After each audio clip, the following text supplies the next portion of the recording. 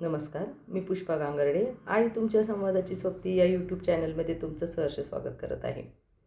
आत्तापर्यंत आपण speech therapy देण्यासाठी मुलांना कशा प्रकारे तुम्ही स्पीच थेरपी देऊ शकता यासाठीचे भरपूर व्हिडिओ अपलोड केलेले आहेत आणि ते पाहून तुम्हाला पण वेगवेगळ्या आयडिया आल्याच असतील की आपण मुलांच्याबरोबर कसं संभाषण केलं पाहिजे म्हणजे ती मुलं बोलायला लागतील. आता त्यातच आपल्या कदाचित काही आईंच्या डोक्यात पण आलं असेल की आपण आता दुपार शिकवली पाहिजे किंवा काहींच्या आली पण नसेल. त्यासाठी आपल्याला दुपार शिकवण्यासाठीचा हा व्हिडिओ बनवणार आहोत आपण. आता प्रत्येक गोष्ट बाळाला ही प्रत्येक शब्द, प्रत्येक गोष्ट, प्रत्येक सीन म्हणता येईल आपल्याला. त्याच्यावरती कशा प्रकारचं संभाषण करता येते हे शिकतोय आपण. दुपार शिकवणे म्हणजे दुपार ही काही शिकवण्याची गोष्ट नाही.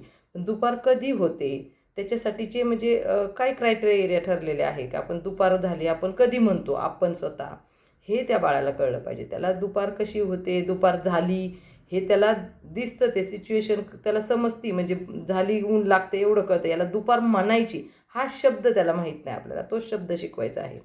तर आता दुपार झाली आपण कधी कधी म्हणू शकतो, तर घड्याळामध्ये 12 वाजून गेलेत, 12 वाजलेत, दुपार झाली. त्यानंतर दुपारी आता उन्हाळा आहे, सकाळी पण कडक ऊन पडते, पण इतर 12 महिने पण दुपारी खूप जास्त कडक ऊन असतं. खूप जास्त ऊन झाले, दुपार झाली, कडक ऊन पडलेलं आहे. 12 नंतर 1, 2, 3 वाजले तरी पण आपण म्हणू शकतोय की दुपार झाली. मग आता ही दुपार झाली त्यासाठी आपण घड्याळ किंवा ऊन, सूर्य डोक्यावर आलाय, दुपार झाली, यासारख्या काही गोष्टी बोलून आपण दुपार शिकू शकतो. त्याच पद्धतीने आता आपल्याला हे सगळ्या गोष्टी सांगायच्यात.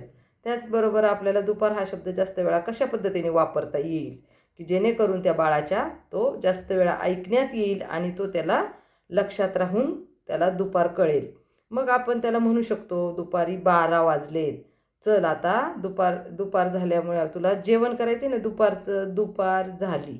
त्याच्यानंतर आपण दुपारी वेगवेगळ्या प्रत्येकाच्या घरामध्ये वेगळ्या प्रकारे दुपार आता मराठी शाळा आहे जिल्हा परिषद, तिथे काय आहे तर सकाळची शाळा सुरू झालेली आहे, म्हणजे 7:30 वाजताची. ती शाळा कधी सुटते दुपारी. मग एखादा घरामध्ये तुमचं बाळ असेल, त्याच्या भाऊ बहीण असेल, चुलत भाऊ बहीण असेल, आसपास कोणी राहणारे असतील, ते दुपार झाली बघ, त्यांची शाळा सुटली, दुपार झाली, असे अनेक उदाहरणं देऊन त्यांना दुपारच्या या शब्दाचं रिपिटेशन करून करून त्यांना दुपार शिकवायचे आहे. आणि